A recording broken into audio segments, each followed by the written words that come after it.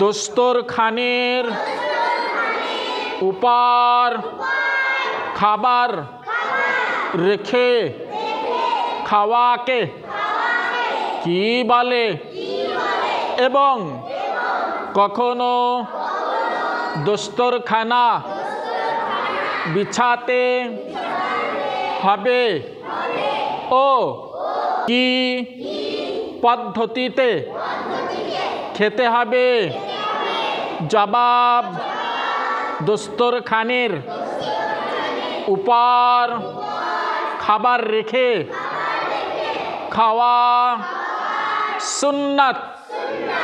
প্রথমে দস্তরখানা বিছাবে, দস্তরখানায় খাবার পড়ে গেলে তা থেকে তুলে খাওয়া সুন্নাত।